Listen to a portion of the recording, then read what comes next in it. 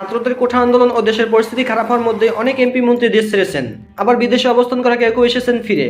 গত 14 জুলাই দেশের পরিস্থিতি নাজুক দেখে বিদেশ থেকে ফ্লাইটের টিকিট কেটে ঢাকা ছেড়েছেন অনেক প্রভাবশালী।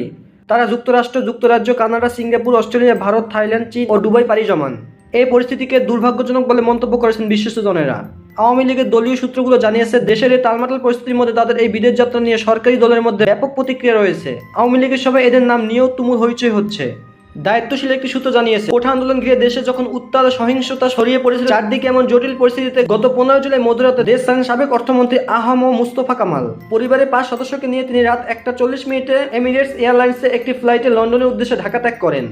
একদিন পর 16 জুলাই লন্ডন যান মিরপুরে ঢাকা 16 আসনের এমপি ইলিয়াস মোল্লা। পরে তিনি 26 জুলাই দেশে ফিরে আসেন বাংলাদেশ বিমানের একটি ফ্লাইটে। একই দিন পরিবারের 11 সদস্য নিয়ে কুমিল্লা 11 আসনের এমপি ও সাবেক রেলমন্ত্রী মুজিবুল হক দুবাই যান। রাত 11টার কিছু আগে এমিরেটস একটি ফ্লাইটে তারা ঢাকা আসেন।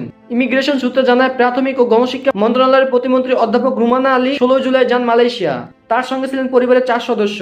এদিন আরো 2 এমপি বিদেশে যান। তাদের মধ্যে রয়েছে ময়মনসিংহ 8 আসনের এমপি মাহমুদ হাসান সুমন। তিনি পরিবারের 4 সদস্যকে নিয়ে সিঙ্গাপুর যান। অপরজন হলেন কুমিল্লা 8 আসনের এমপি আবু জাফর। তিনি গেছেন চীন।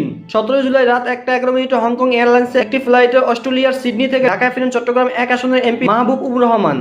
এ সময় ঢাকা 5 আসনের আওয়ামী লীগের এমপি মশিউর রহমান মোল্লা সজল ভারত সফরে ছিলেন। ভোলা 4 আসনের এমপি আব্দুল্লাহ আল ইসলাম দুবাই গেছেন পরিস্থিতি শান্ত হওয়ার পর 27 জুলাই। যশোর 3 আসনের এমপি কাজী নাবিল আহমেদ তার পরিবারের 1 সদস্য সহ ভারত যান 26 জুলাই। দুপুর 12:40 একটি ফ্লাইটে তারা কলকাতার উদ্দেশ্যে ঢাকা আসেন। কাজী নাবিল হাসান জানান, 26 জুলাই ভারতে গিয়েছিলাম আর দেশে ফিরেছি 28 জুলাই।